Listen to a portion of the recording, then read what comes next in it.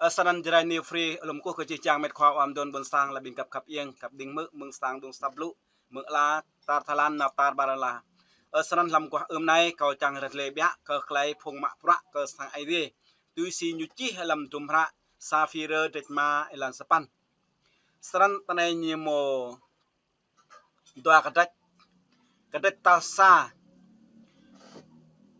anak de pia giang sát ke xiêm tlang le nan ke sung ngã ke tuan ai trai Adam Eva tal doa giang sát ke xiêm tlang le nan ke sung ngã ke phung kẹ kre sang ai đi vớt ke phung kẹ kre tilen la này xem mơ saran qua này cầu mô nhắn tin sa chôm núi độc tệ là tar Việt Nam như độc hội thánh tin đoạn phúc âm saran cầu mô tới ngàn cầu danh sách nhiều pia làm tháng 10, tháng 11, tháng 12 có giờ danh sách nên chuyện gì pia nên danh sách cờ phụ cấp cờ phùng nào họ rem như pia quan nhiệm bây ta làm phụ cấp nên sa chôm núi nằm tôi mà plo tôi xì cầu rem phần đồ nên này hình sẽ xì như ăn chặn như dân pia sân có chẳng cam pha bre yong te phùng mạ bra cờ sang ai đi lep cờ cờ nút na ble thâu thâu được lại này nên có lụ cái dân bé ta này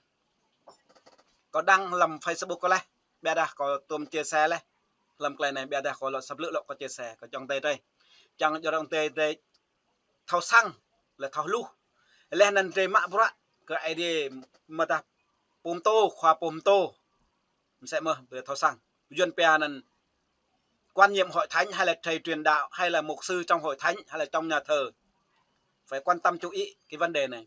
Còn mọi chủ đề là tất cả quan chức trên thế giới đều bị ma quỷ theo dõi và tấn công. Tại sao lại có chủ đề như vậy? Thì trong đó tôi dựa vào Kinh Thánh Phi-rơ nhì đoạn 5 câu 8. Hai tiết độ và tình thức, kẻ thù anh em là ma quỷ như sư tử rống, đi rình mò xung quanh anh em tìm kiếm người nào nó có thể nuốt được. Ở đây có hai phần các bạn. Phần thứ nhất, ma quỷ theo dõi và tấn công tổ phụ của chúng ta Adam và Eva. Thứ hai, ma quỷ theo dõi tấn công những người quan nhiệm trong hội thánh, những người thầy truyền đạo trong hội thánh, những người mục sư trong hội thánh. Ở đây chúng ta thấy như là điển hình như là Phi-rơ. Bắt đầu chúng ta đi vào thứ nhất. Tôi lấy câu gốc trong Mác đoạn 14 câu 38 có chép như thế này các bạn. Và Ma-thi-ơ đoạn 26 câu 41.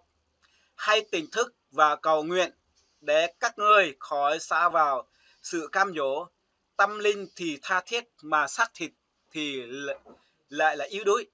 Tại sao là như vậy? Tâm linh chúng ta rất là cần, giống như chúng ta nói mà chúng ta không làm. Mục tiêu ở đây là ma quỷ, là mục tiêu ở đây tôi muốn nói về vấn đề là ma quỷ.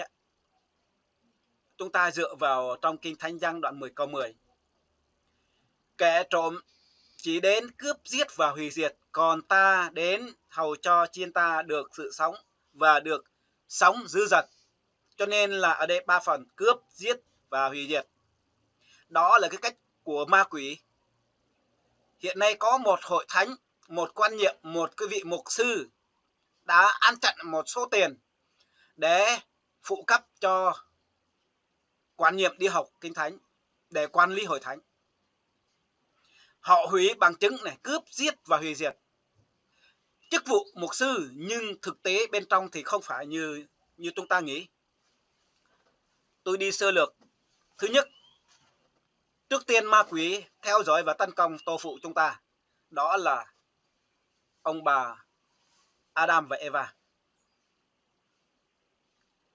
Dựa theo trong câu Kinh Thánh Sang Thế Ký đoạn 3 câu 3.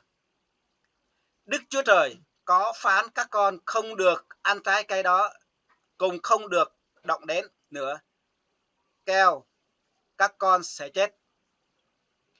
Chúa đã tạo dựng con người chúng ta rất là hoàn hảo, giống như Adam bà Eva. Sau đó họ đưa vào vườn Eden để canh giữ vườn. Sau khi đặt vào đó, hai người đặt vào đó, Chúa đã dặn dò rất là kỹ càng và kỹ lưỡng.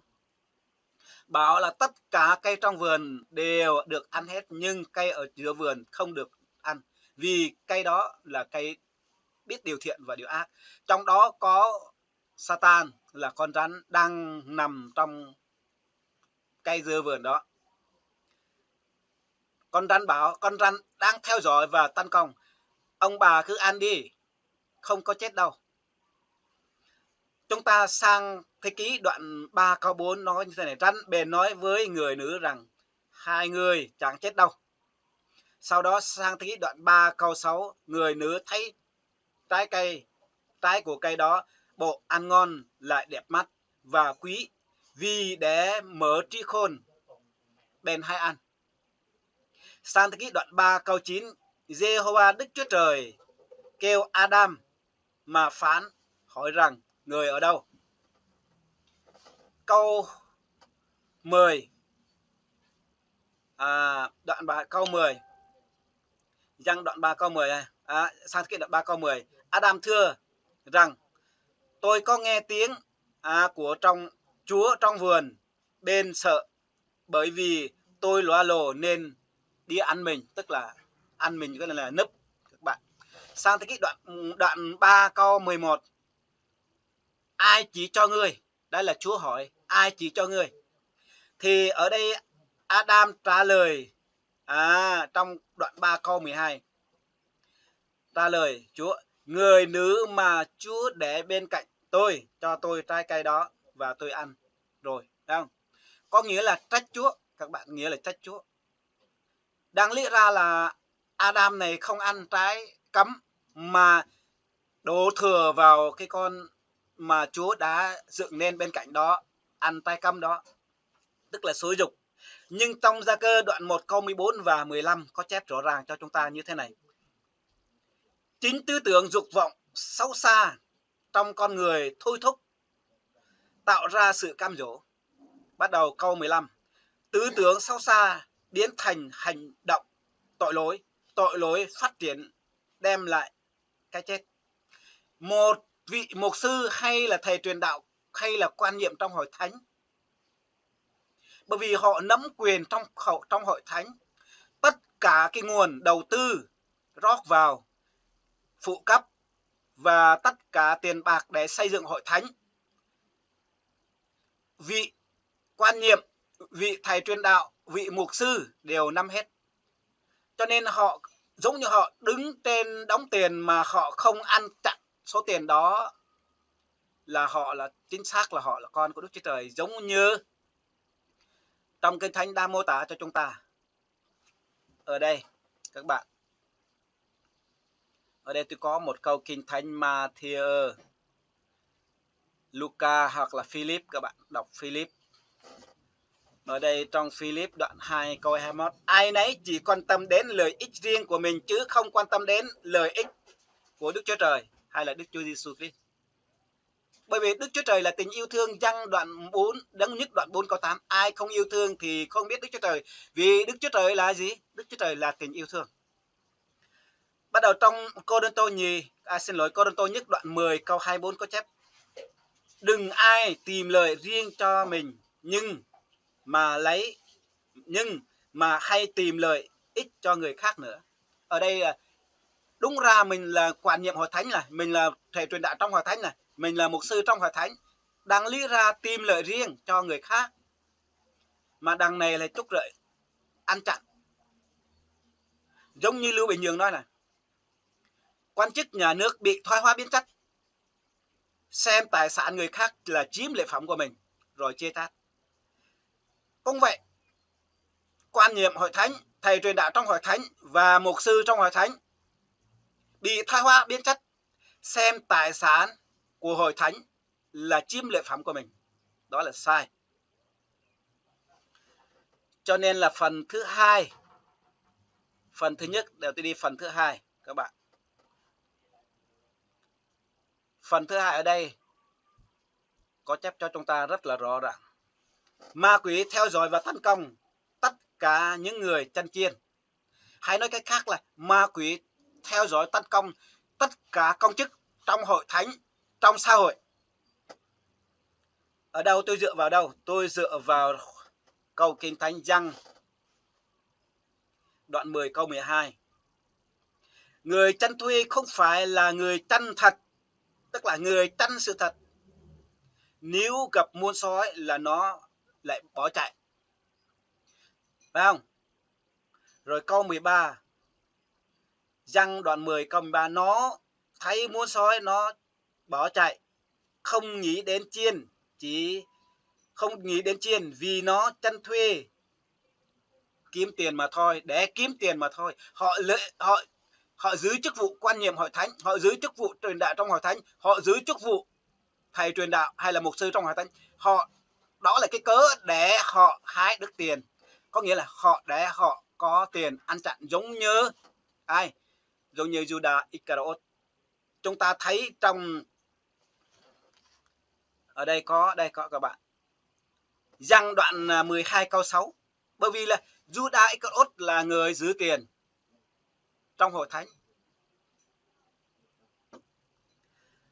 Rồi tiếp tục trong Philip đoạn 2 câu 21, ai nấy chỉ quan tâm đến lợi ích riêng của mình chứ không quan tâm đến lợi ích của Đức Chúa Trời hay là của Đức Chúa Giêsu Christ. Trong Cô-rinh-tô nhất đoạn 10 câu 24, đừng ai tìm lợi riêng cho mình, nhưng mà hay tìm lợi ích cho người khác nữa. Không có đâu các bạn. Ở đây á, một số quan nhiệm hội thánh, thầy truyền đạo trong hội thánh và mục sư trong hội thánh, rồi quan chức trong xã hội, họ tìm lợi riêng cho họ thôi các bạn. Ở đây Ma-thi-ơ đoạn 26 câu 15 cho chúng ta biết rõ ràng. Sau đó Judas đến gặp thầy tế lễ.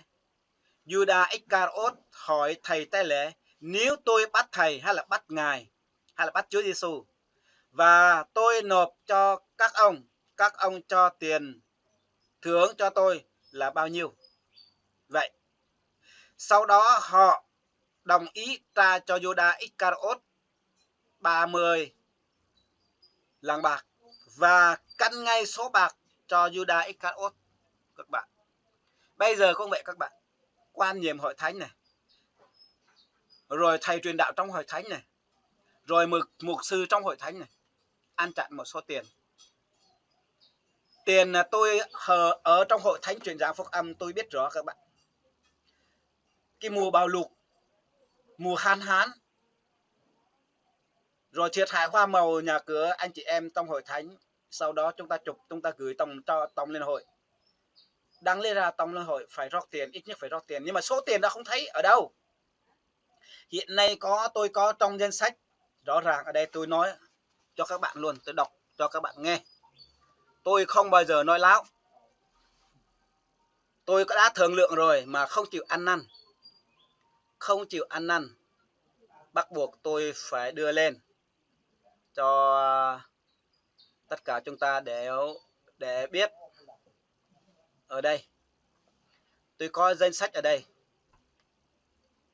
Ban Tài chính giao khu Nam Phú Yên tháng 10, tháng 11 và tháng 12. Ở đây tên rõ ràng. Họ tên. Ở đây họ tên đàng hoàng nha các bạn nha. 100 e-buy phụ cấp. Trong 3 tháng đó là 2.250.000 đồng. Họ tên và ký người nhận đàng hoàng có hết. Thứ hai, cả Pai Hao cũng số tiền là 2.250.000 đồng. Thứ ba, cả Sơ Y Hệ 2.250.000 đồng. Rồi Lô Ô Y Khoa, rồi cả Sơ Y Thoát, rồi cả Sơ Y Ti, rồi Nê Y Choan. Tổng số tiền ở đây là 3 tháng đó là 17.205.000. Ở đây có chữ ký đàng hoàng. Ở đây là danh sách trong tay tôi á, là danh sách từ tháng 10 đến tháng 12, còn danh sách từ tháng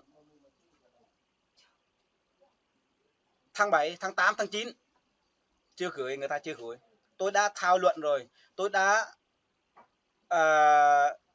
nói chuyện với nhau rồi, không chịu ăn năn. Họ có thái độ như thế này các bạn. Anh ở bên Thái Lan, anh ở bên kia rồi, không liên quan sự việc ở trong này. Nói như vậy là sai. Mình là con cháu, mình là con của Đức Chúa Trời, con cái của Đức Chúa Trời. Mình không nên nói như vậy. Tại sao tôi làm như vậy? Bởi vì họ an chặn rất nhiều rồi. Mà cứ điều họp giao khu mà nói là số tiền đó là mục sư cúp, không cho số tiền đó. Mà họ là ăn rồi. Cho nên là sáng nay tôi có trao đổi nhắn tin với nhau mà họ không chịu ăn, họ không chỉ vào tôi nữa. Họ nói cây đà trong mắt tôi mà không lấy mà lấy, bụi trong mắt trong tôi là không lấy mà lấy cây đà trong mắt người khác. Nói lại tôi như vậy rất nhiều. Tôi ở đây mục đích cho tôi làm video này để quan niệm hội thánh, thầy truyền đạo trong hội thánh và mục sư trong hội thánh phải biết thân phận mình là ai, dựa trong Giăng đoạn 10 câu 12, 11 và 12. Tôi không có ý khác. Tôi không có ý để gây chuyện mà tôi có ý để chúng ta xây dựng hội thánh vững bền. Tôi có ý chúng ta là một người quan nhiệm, một người thầy truyền đạo, một người vị mục sư mà chúng ta không có sự tham lam như vậy. Mà công việc này có một số người nói là để Chúa giải quyết. Nhưng mà để Chúa giải quyết, tại sao người ta bầu tổng thống, phó tổng thống, thư ký, thư ký và tòa án ở trên thế gian này làm gì? Không chắc các bạn không học Kinh Thánh nè. Đền thờ Đức Chúa Trời là ở đâu? Ở trong lòng chúng ta. Chúng ta ai là người thay thế Đức Chúa Trời? Không? Trong tục ngữ Việt Nam nói thế này, thầy trời hành đạo. Chúa đã cho một đất nước nào đó để hủy diệt đất nước khác. Đó là ý của Chúa, không phải là Chúa tự nhiên Chúa xuống là Chúa làm việc đâu các bạn, mà Chúa thay người làm việc.